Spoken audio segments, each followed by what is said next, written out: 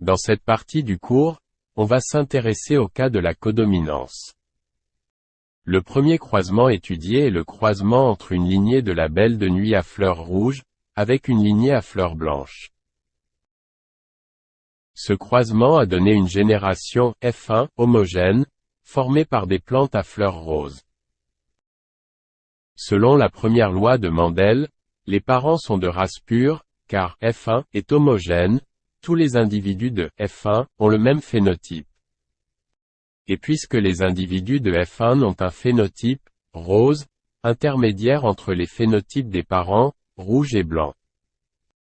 Donc on déduit que les allèles responsables de ces phénotypes sont codominants. On représente les phénotypes codominants par des lettres majuscules, dans cet exemple grand R pour le phénotype rouge, et grand B pour le phénotype blanc. Et on représente le phénotype intermédiaire par les deux lettres, dans cet exemple grand RB. Passons maintenant à l'interprétation chromosomique de ce croisement. Les phénotypes des parents sont grand R et grand B. Et puisque les parents sont de race pure, donc leurs génotypes sont homozygotes, grand R sur grand R pour le phénotype rouge, et grand B sur grand B pour le phénotype blanc. Les homozygotes produisent un seul type de gamètes qui sont grand R pour le phénotype rouge, et grand B pour le phénotype blanc. La fécondation conduit à la formation de la première génération F1, constituée par des plantes hybrides, leur génotype est grand R sur grand B. Et leur phénotype est rose, RB. Le deuxième croisement étudié est le croisement entre les individus de la génération F1 entre eux.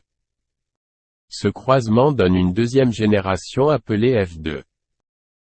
F2 est constitué par 25% des plantes aux fleurs rouges, 50% des plantes aux fleurs roses et 25% aux fleurs blanches. On peut aussi expliquer ce croisement par interprétation chromosomique. Les individus de F1 ont un phénotype intermédiaire grand RB.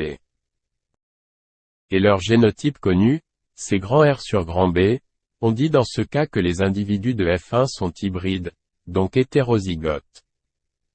Les hétérozygotes produisent deux types différents de gamètes, dans le cas de monohybridisme.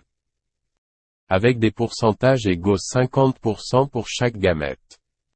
En utilisant l'échiquier de croisement, on peut représenter toutes les combinaisons possibles après fécondation. La représentation de la rencontre aléatoire entre les différents gamètes produits par les individus de F1 sur l'échiquier de croisement montre que la génération F2 sera constituée par 25% des plantes aux fleurs rouges, 50% des plantes aux fleurs roses, et 25% des plantes aux fleurs blanches.